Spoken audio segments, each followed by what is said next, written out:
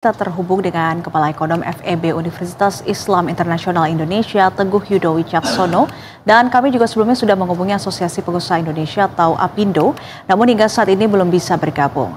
Baik, selamat sore, Pak Yudo. Selamat sore. Selamat sore. Baik, Pak Yudo, lantas apa pandangan Anda soal wacana penghapusan tenaga kerja outsourcing ini, Pak Yudo? Jadi kalau menurut saya yang terkait isu outsourcing itu kan persoalan hilir gitu ya, yang mestinya yang harus dijawab terbesar oleh pemerintah sekarang adalah di hulunya. Yang mana kalau kita bicara mengenai persoalan di hulunya, yaitu minimnya penciptaan lapangan kerja. Tadi sudah disampaikan mengenai PHK yang terjadi besar-besaran, bahkan juga di kalangan industri media gitu. Nah, satu persoalan yang tidak dijawab dan belum dijawab secara besar di pemerintahan sekarang adalah bagaimana mendorong penciptaan lapangan pekerjaan yang lebih baik gitu ya. Karena outsourcing itu, persoalan itu muncul pertama memang perusahaan memang melakukan efisiensi di mana pada akhirnya ketimbang mempekerjakan pekerja secara langsung, maka mereka outsource ke perusahaan lain yang menjadi support untuk bidang-bidang yang di luar dari core-nya gitu ya. Jadi itu. Tetapi kalau kita lihat bahwa outsourcing ini dari sisi efisiensi memang efisien, tetapi memang ini muncul karena kebijakan ketenaga kerjaan yang memang di satu sisi strict karena memang melindungi mereka yang sudah bekerja, tetapi lupa untuk mereka yang belum bekerja. Terus yang kedua, karena lapangan pekerjaan kita sedikit, yang tidak dilakukan adalah bagaimana kebijakan yang memberikan insentif untuk para pengusaha ataupun perusahaan-perusahaan untuk menciptakan lapangan pekerjaan gitu. Ini yang saya lihat tidak dijawab oleh pemerintahan yang saat ini. Jadi mengenai penghapusan outsourcing, saya rasa pertama harus hati-hati karena satu, mengingat ada beberapa perusahaan-perusahaan yang masih membutuhkan jasa yang sifatnya outsourcing. Yang saya khawatirkan adalah kalau ini dihapus secara total, maka banyak perusahaan yang sebetulnya masih membutuhkan pada akhirnya justru mem-PHK ataupun menutup usahanya. Ini yang kita tidak inginkan. Yang kedua adalah saya rasa harus segera secara serius di kementerian baik itu tenaga kerja maupun kementerian ekonomi yang lainnya untuk memikirkan bagaimana mendorong penciptaan lapangan kerja yang lebih banyak lagi, karena ini problemnya gitu. Dan tadi sudah disampaikan bahkan dari laporan IMF terakhir bahwa angka pengangguran kita paling tinggi kan di ASEAN dan diprediksikan akan meningkat gitu. Nah, ini yang harus dijawab, tantangan ini yang harus dijawab oleh pemerintah. Saya rasa itu, Mbak. Oke, sebelum kita lanjutkan, Ketua Umum BPP HIPMI, Akbar Himawan Bukhari akan bergabung bersama kami, Pak Yudo. Selamat sore, Pak Akbar. Oke, baik. Baik, masih dalam proses, nanti akan bergabung Ketua Umum BPP HIPMI, Pak Yudo. Dan sementara kita akan lanjutkan kembali, Pak Yudo. Tadi menyambung pernyataan Anda terkait dengan permasalahan hulu, yakni penciptaan lapangan kerja yang justru sebetulnya belum terjawab dari kebijakan atau wacana untuk penghapusan outsourcing ini. Lantas kalau Anda melihat dampak ekonomi jangka pendek maupun jangka panjang dari penghapusan sistem outsourcing bagi pasar tenaga kerja di Indonesia ini seperti apa, Pak Yudo? Ya, jadi saya mengkhawatirkan dalam hal kalau penghapusan tenaga kerja outsourcing ini dilakukan secara menyeluruh gitu ya, secara umum tanpa melihat kebutuhan sektoral. Tadi yang saya khawatirkan adalah pada akhirnya banyak perusahaan-perusahaan yang memutuskan tidak mempekerjakan pekerja sama sekali gitu ya, karena kan tidak ada pilihan untuk mereka melakukan efisiensi gitu. Yang kedua, dan ini yang pada akhirnya berdampak pada PHK yang lebih besar lagi, ini yang saya rasa harus hati-hati. Yang kedua, oke lah, mungkin ada beberapa yang sifatnya kan mungkin lebih dalam artian bahwa outsourcing yang terkait dengan core dari usaha. Nah, ini yang mungkin pemerintah perlu memproteksi. Tadi yang saya sampaikan bahwa proteksi pekerja itu kita sudah memiliki instrumen kebijakannya. Jadi misalnya ada BPJS Ketenagakerjaan yang kemudian memberikan jaminan kepada mereka yang di PHK. Yang ketiga adalah tentu saja memproteksi pekerja-pekerja outsourcing ini tadi gitu. Tetapi yang perlu kita tekankan, jangan sampai upaya untuk memproteksi para tenaga kerja outsourcing ini justru menjadi pukulan balik untuk penciptaan lapangan kerja. Jadi ini yang sekali lagi saya rasa perlu hati-hati ya terkait dengan ini. Dan yang terakhir tentu saja strategi penciptaan lapangan pekerja pemerintah nih yang sebetulnya saya rasa ditunggu oleh banyak pengusaha gitu ya. Artinya terutama di sektor manufaktur gitu. Ini yang belum kita dengar. Seperti itu, Mbak. Oke. Dan terkait dengan hal itu, Presiden Prabowo ini kan berencana untuk membentuk Dewan Kesejahteraan Buruh Nasional yang tugasnya ini mengkaji dan merumuskan mekanisme transisi yang tepat menuju penghapusan sistem outsourcing. Lantas dari pandangan Anda, apa yang harus dicermati oleh Dewan ini, Pak Yudo? Kalau menurut saya, pertama Dewan ini jangan hanya fokus kepada mereka yang sudah bekerja. Jadi yang harus perlu diperhatikan adalah para pencari kerja juga gitu ya. Jadi ketika kita bicara mengenai Dewan Kesejahteraan Buruh, yang harus dilihat adalah apakah ada alternatif kebijakan yang lain. Misalnya sebagai contoh, mengidentifikasikan mana yang memang sistem outsourcing bisa benar-benar dihapus kalau memang itu merugikan pekerja. Tetapi ada juga Dewan Kesejahteraan Buruh ini juga harus memperhatikan para pemberi kerja juga gitu ya. Artinya di satu sisi di mana para pengusaha atau memberi kerja merasa bahwa ini bisa memberikan efisiensi dan bahkan menciptakan lapangan pekerja yang lebih banyak, saya rasa mungkin diberikan keleluasaan, fleksibilitas untuk menerapkan outsourcing gitu ya.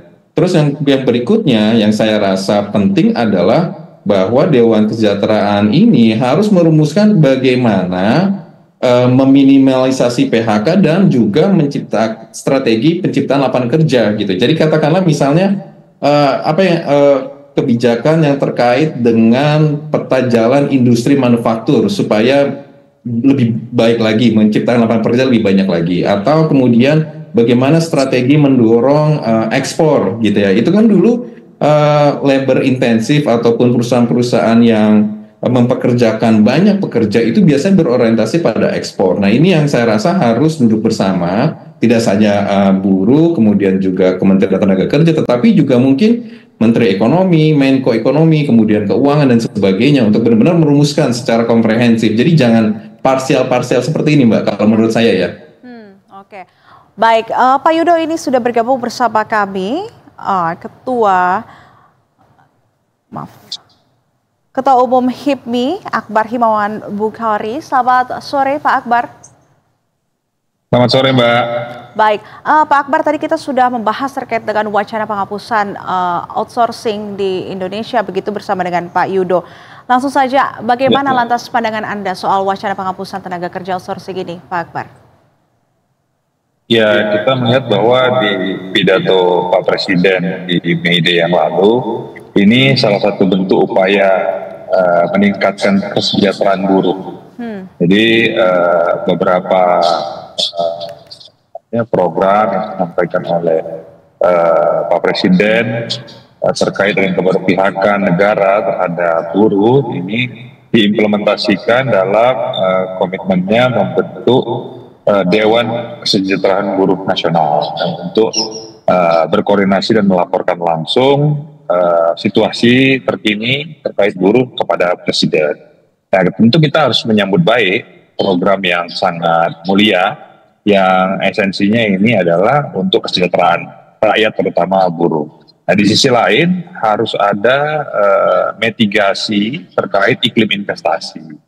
Apakah dengan penghapusan outsourcing, salah satu program yang akan disampaikan oleh Pak Presiden yang lalu, ini kaitan langsung dengan bagaimana iklim investasi yang ada di Indonesia. Nah, untuk itu memang perlu kajian yang komprehensif agar bisa melibatkan semua pihak, artinya partisipasi publik, keterlibatan dunia usaha juga perlu untuk kita sama-sama membuat kajian secara komprehensif sehingga tidak mengganggu iklim investasi dalam negeri kita. Oke, jadi ini memang perlu kajian mendalam dan merangkul semua sektor dalam keputusan untuk penghapusan outsourcing itu ya Pak. Dan tadi kalau kita membahas dengan Pak Yudo bahwasannya penghapusan outsourcing ini harus memang betul-betul dikaji mendalam agar nantinya tidak hanya menguntungkan para pekerja tapi bisa menjadi bumerang terhadap pengusaha begitu. Lantas saat ini sebetulnya perusahaan mempekerjakan tenaga kerja outsourcing di bidang apa saja sih Pak Akbar?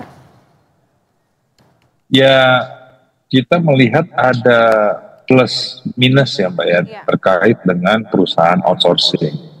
Di satu sisi perusahaan manufaktur misalkan itu tidak perlu membuat pelatihan khusus untuk skill tertentu apabila ada outsourcing yang bisa menawarkan pekerja dengan skill tertentu yang memang sudah terlatih. Nah, hal-hal seperti ini menjadi efisien bagi sebuah perusahaan, apalagi di bidang manufaktur, pabrik, untuk bisa lebih efisien dalam merekrut karyawan. Nah, di sisi lain juga kesejahteraan buruh menjadi perhatian pemerintah. Nah, untuk itu memang kita harus duduk bersama, keterlibatan dunia usaha, partisipasi publik, dan juga dari serikat buruh sendiri, agar bisa mencari format yang tidak hanya shortcut, tapi memang bisa berkesinambungan dan membuat semua pihak bisa berjalan dengan baik. Oke, jadi memang harus ada format begitu untuk bisa menyelesaikan masalah terkait ketenaga kerjaan ini baik dari hulu sampai dengan hilir begitu. Dan Anda melihat sejauh ini, lantas kalau seandainya outsourcing ini betul-betul dihapus, bagaimana kemudian strategi perusahaan? Apakah nanti akan ada perubahan dalam struktur biaya ataupun juga perekrutan? Anda melihat seperti apa ini Pak Akbar? Ya berarti kan kita harus ada divisi rekrutmen untuk bisa mengkurasi pegawai ataupun buruh yang akan kita gunakan di perusahaan. Nah, di sisi lain juga peraturan pemerintah terkait dengan honor ataupun upah minimum ini juga menjadi suatu yang challenging bagi perusahaan karena antara skill dan honor ini tidak berbanding lurus. Jadi memang harus betul-betul dikurasi, dilihat bahwa semua karyawan yang direkrut, apalagi di bidang manufaktur yang memang lebih challenging gitu. Jadi ini memang menjadi PR bersama apabila outsourcing ini dihapuskan. Oke, saya ingin ke Pak Yudo. Pak Yudo, kalau tadi Pak Akbar membahas bahwasannya ini memang harus dibuat format sebaik-baiknya, dilakukan analisis secara mendalam. Lantas kalau Anda melihat ini butuh waktu berapa lama untuk bisa mematangkan rencana penghapusan outsourcing di Indonesia? Apakah ini bisa direalisasikan dalam waktu dekat atau hanya omongan belaka? Anda melihat seperti apa?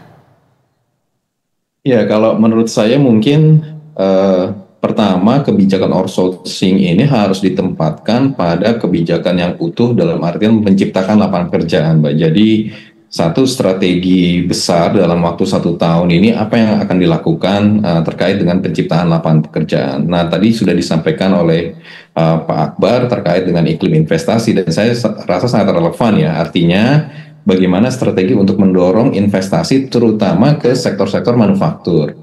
Karena kalau kita lihat selama ini kita agak bias dalam artian karena kita bicara hilirisasi selalu hilirisasi terkait dengan komoditas gitu ya. Sementara narasi terkait dengan investasi di sektor manufaktur itu hampir dilupakan. Ini yang saya rasa penting karena sektor manufaktur itu menciptakan lapangan pekerjaan, memberikan pekerjaan yang cukup layak gitu ya. Dan juga implikasi multipliernya ke sektor-sektor lain itu cukup besar.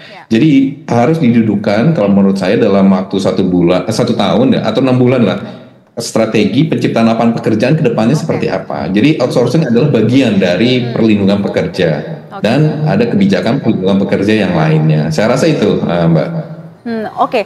Artinya sebetulnya kurang tepat saat ini untuk wacana terkait dengan penghapusan outsourcing. Namun lebih mengedepankan terkait dengan memperbaiki iklim investasi dan pembukaan lapangan pekerjaan begitu ya Pak? Saya rasa mungkin didudukan seperti itu ya Mbak ya. Artinya outsourcing menjadi bagian dari payung penciptaan lapangan pekerjaan yang lebih luas, perlindungan pekerja, dan juga kebijakan-kebijakan ketenaga kerjaan yang lainnya. Karena Indonesia punya potensi untuk mengembangkan banyak industri baru loh ya. Kalau kita bicara apalagi ada green economy dan sebagainya. Nah ini yang jangan sampai kita ketinggalan lagi, gitu sih menurut saya ya. Oke, tapi kita kembali lagi, jika ini betul-betul dihapus terkait dengan outsourcing ini, apa kemudian potensi dampaknya terhadap investasi asing jika outsourcing dihapus di Indonesia? Nah ini mungkin Mas Akbar bisa ini ya menambahkan ya, tetapi saya melihat bahwa ini saya khawatir kalau kemudian diaplikasikan ke seluruh sektor, saya khawatir ini iklim investasi di Indonesia menjadi tidak menarik. Apalagi kan kita bicara mengenai perang dagang. Vietnam, Indonesia di ASEAN sama-sama mencoba menarik investasi dari asing. Kita nggak mau ketinggalan dari situ. Jadi kita harus melihat dalam perspektif makro besar. Jadi jangan satu aspek saja sih kalau menurut saya. Jadi memang kita perlu duduk bersama, tadi sudah disampaikan Pak Akbar, antar pengusaha, pekerja dan juga pemerintah yang terbaik seperti apa, dan ditambah ketidakpastian global yang akan mempengaruhi iklim investasi. Jadi saya rasa penting juga untuk berpikir dalam kerangka yang lebih besar. Jadi jangan spesifik kepada outsourcing saja, Pak. Oke, Pak Akbar sendiri gimana tanggapannya terkait dengan dampak investasi asing jika sistem outsourcing ini dihapuskan? Ya, seperti yang tadi Mas Yudo katakan soal Indonesia sekarang, negara kita sedang berorientasi hilirisasi. Hilirisasi itu kan wacana besarnya adalah industrialisasi. Jadi kalau kita menuju negara yang kompetitiveness, pengusaha iklim usahanya kompetitif dengan negara-negara lain, apalagi di era perang dagang yang kepastian global tidak menentu seperti sekarang ini, itu public policy itu menjadi penting bagi iklim investasi.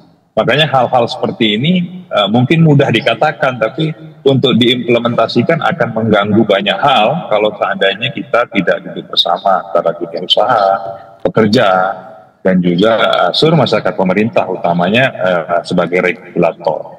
Nah, untuk menuju industrialisasi, ini kompetitivitas kita harus tinggi. Artinya bagaimana pekerja kita punya skill yang tinggi. Upah pekerja kita juga kompetitif daripada negara lain. Mungkin tadi sudah disampaikan seperti Vietnam, itu, dan negara-negara ASEAN aja kita sampaikan, mungkin kita sekarang masih. Belum lagi soal perizinan yang lebih panjang, lebih kompleks daripada negara-negara lain. Ditambah lagi ini soal pekerja, buruh, isu itu kan akan menjadi mengganggu iklim investasi apabila tidak dikaji secara komprehensif. Nah ini makanya saya bilang di satu sisi pemerintah punya wacana hilirisasi yang ujungnya adalah industrialisasi. Di sisi lain juga harus menjaga kesejahteraan masyarakat, dalam hal ini pekerja. Nah untuk itu memang lagi-lagi saya mengajak pemerintah, dunia usaha, serikat buruh, dan seluruh masyarakat partisipasi publik untuk sama-sama kita bahas sebelum menjadi sebuah keputusan kebijakan ataupun public policy. Ya. Mungkin seperti itu kira-kira Mbak. Oke, Pak Akbar, jadi mungkin apa harapan ataupun rekomendasi Anda kepada pemerintah jika regulasi mengenai outsourcing ini diubah ataupun juga dihapus penuhnya? Ya bagi kami dunia usaha ini selalu pasti mendukung keputusan ataupun kebijakan dari pemerintah dengan mempertimbangkan seluruh aspek. Apabila memang ini menjadi concern pemerintah untuk penghapusan outsourcing, ayo kita mitigasi dulu resiko-resiko yang akan terjadi, utamanya terhadap iklim investasi, di mana kita mempunyai target pertumbuhan yang bukan main-main, 8%, gitu kan, dengan iklim investasi harus terjaga. Salah satu indikatornya adalah investasi kita harus naik. Nah untuk itu kita siap dengan apapun yang dilakukan pemerintah dalam hal ini kebijakan, tapi untuk bisa bersama-sama melibatkan partisipasi dunia usaha, partisipasi publik, dan juga seluruh aspirasi dari teman-teman pengusaha. Oke, baik. Oke, mungkin Pak Yudo sendiri, apa kemudian pesan dan rekomendasi Anda terkait dengan wacana ini dari kacamata ekonom, Pak Yudo? Ya, saya rasa mungkin satu, saya rasa sepakat bahwa kita perlu mengkaji lebih dalam lagi dampak dari outsourcing ini, tetapi mungkin perlu tadi yang saya sampaikan didudukan sebagai bagian dari kebijakan ketenagakerjaan secara umum dan juga kebijakan yang terkait dengan investasi.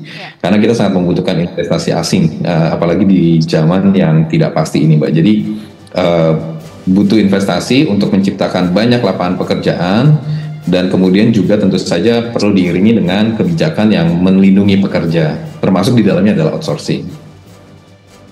Baik, terima kasih Kepala Ekonom FEB Universitas Islam Internasional Indonesia Teguh Yudo Wicaksono dan juga Ketua Umum HIPMI Akbar Himawan Bukhori sudah bergabung bersama kami di Berita Satu Sore.